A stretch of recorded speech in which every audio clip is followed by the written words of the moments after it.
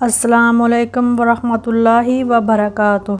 हम देख रहे हैं बार बार तुम्हारा आसमान की तरफ मुँह करना, तो ज़रूर हम तुम्हें फेर देंगे उसकी तरफ जिसमें तुम्हारी खुशी है। तहज्जुद एक ऐसी लाडली इबादत है जिसका बुलावा अर्श से आता है, और ये बुलावा उसके लिए आता है जिसे अल्लाह ने चुना हुआ होता है, और यही उसकी खुश नसीबी है। और जब इंसान ये इबादत कर रहा होता है तो अल्लाह पाक अपने उस बंदे को प्यार से देखता है और अपने नेक बंदों की उसी इबादत से उन्हें सुकून बख्शता है और उनकी तमाम ख्वाहिशात पूरी करता है जो वो चाहते हैं। तहज्जुद इतनी कीमती है, अगर अल्लाह हमें ना देता तो हम कभी समझ ही ना पाते कि अल्लाह की मोहब्बत किसको कहते हैं। कोई मुकाम, कोई मुसीबत, कोई खौफ तुम्हारे पीछे पीछे आए, तुम्हें टूट कर चाहते हैं, लेकिन याद रखो जैसे हर बार तुम्हें उसके लिए आजमाया जाता है, तुम्हें इस बार भी इससे डट जाना है। जैसे हर मुश्किल के साथ आसानी होती है, उसी तरह ये मुश्किल भी गुजर जाएगी और अच्छे दिन ज़रूर आएंगे। अल्लाह तुम्हारे साथ है, तुम्हारा हामी और निगहबान है। लोग कहते हैं होता तो वही है जो नसीब में लिखा हो। अल्लाह पाक कुरान में कहते हैं, तुम मुझे पुकार कर तो देखो, मैं नसीब बदलने पर कादिर हूँ। बेशक जो अल्लाह ने तुम्हारे लिए लिख दिया है वो इम्तिहान के लिए तुमसे दूर तो जा सकता है, लेकिन किसी और को कभी नहीं मिल सकता। और जिससे दुआ में मांगा जाए उसे तुम्हारा नसीब भी तो तुमसे नहीं छीन सकता, वो हर हाल में तुम तक पहुँच कर रहेगा। एक मेरी मोहब्बत है, एक अल्लाह की मोहब्बत है। मैं उसकी इबादत करता हूँ, ये मेरी मोहब्बत है। वो मुझे इबादत की तौफीक देता है, ये उसकी मोहब्बत है। मैं करोड़ों में खड़ा उसे पुकारता हूँ, ये मेरी मोहब्बत है। वो करोड़ों में मेरी पुकार सुनता है, ये उसकी मोहब्बत है। बेशक उसकी मोहब्बत हर शय पर बारी है। अगर तहज्जुद में सूरह यासीन पढ़ के दुआ मांगी जाए तो वो दुआ भी इंशाअल्लाह कबूल होगी, क्योंकि ऐसे 3 दिल मिलते हैं, रात का दिल, कुरान का दिल और इंसान का दिल, और तीन दिलों का मिलना कबूलियत का सबब बनता है इंशाअल्लाह।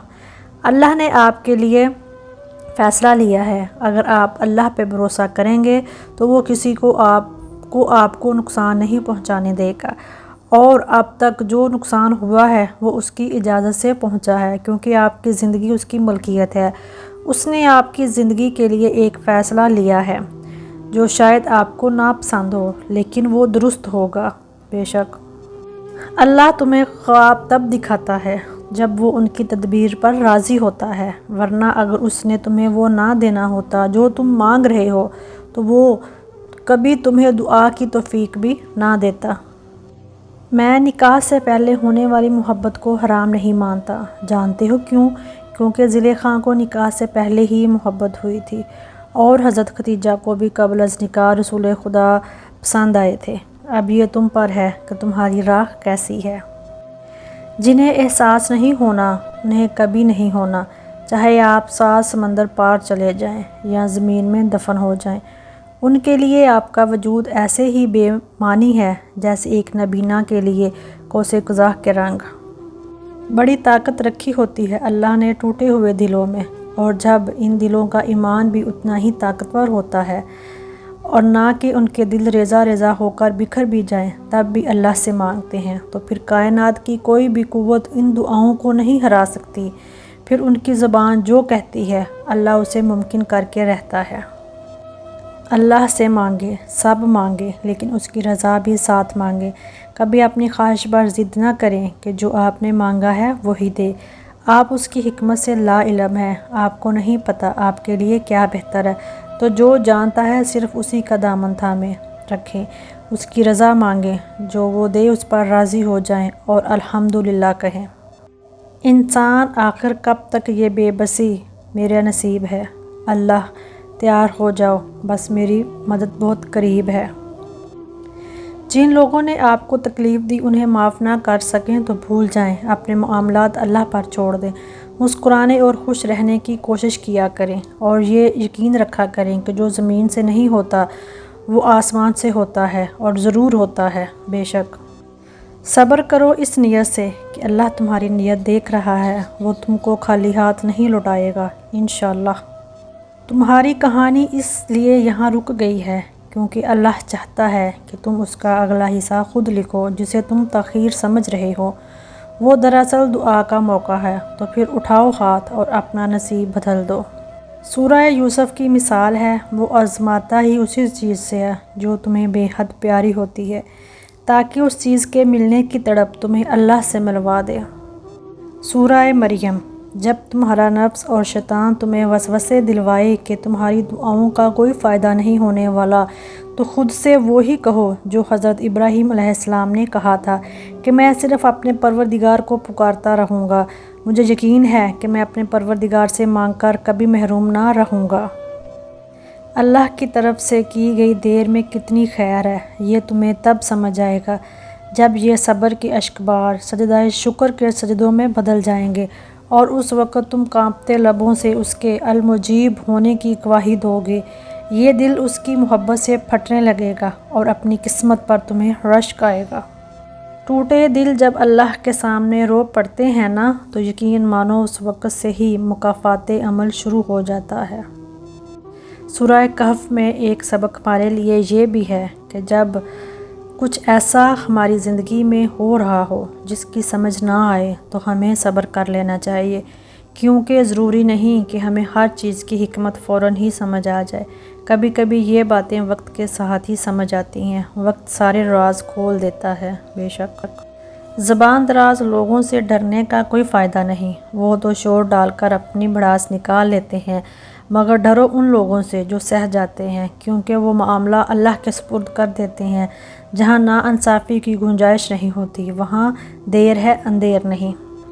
دل نہ راضی ہو تب بھی دعا کے لیے ہاتھ اٹھاؤ، کوئی امید باقی نہ رہے تب بھی اس سے مانگو۔ وہ جو راز سے دن نکال سکتا ہے، وہ نا امیدی سے یوں امید نکالے گا کہ تم حیران رہ جاؤ گے۔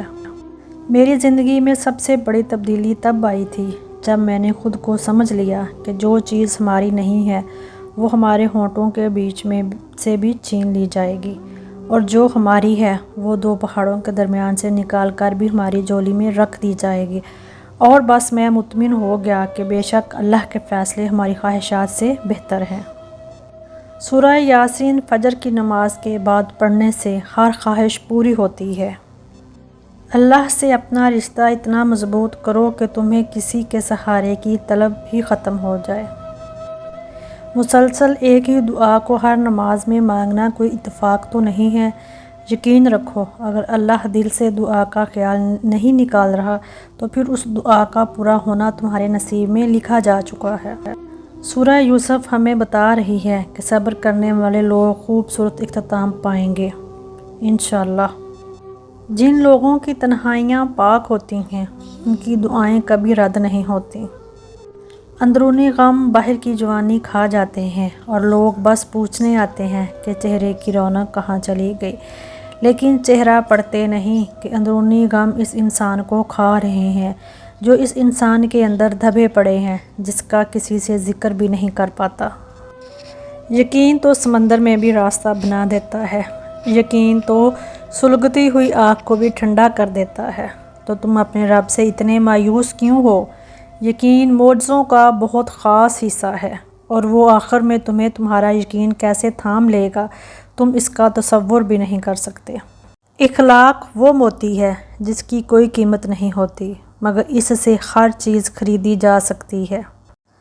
کڑوے الفاظ جب بولتے ہیں تو وہ گولی کی طرح سینے میں لگتے ہیں، دل چیر کے اس کے ٹکڑے ٹکڑے کر دیتے ہیں، اور وہ آگے والا انسان سکون سے سو جاتا ہے کسی کو دکھ دے کے، اور وہ ٹوٹا ہوا انسان بنا کچھ جواب دیے خاموش ہو جاتا ہے، اور اگر وہ تہجد میں رو دے، اللہ کے سامنے اپنے آنسو گرائے، تو اس انسان کو ڈرنا چاہیے، کیونکہ ایک بار آہ لگ جائے پھر انسان کبھی نہیں سدھرتا۔ اور جس دن اللہ تم سے راضی ہو گیا اس دن تم اپنی ان اداس آنکھوں سے اپنے نصیب کا بدلنا دیکھو گے اور خوش ہو جاؤ گے۔ اے اللہ مجھے آنے والے بہترین دن عطا فرما اور میرے نصیب میں ایسا لکھ دے جس سے میرا دل خوش ہو، مجھے ذہنی سکون عطا کر اور میرے معاملات کو آسان کر دے۔ آمین ثم آمین یا رب العالمین۔ Thanks for watching, please subscribe to my channel.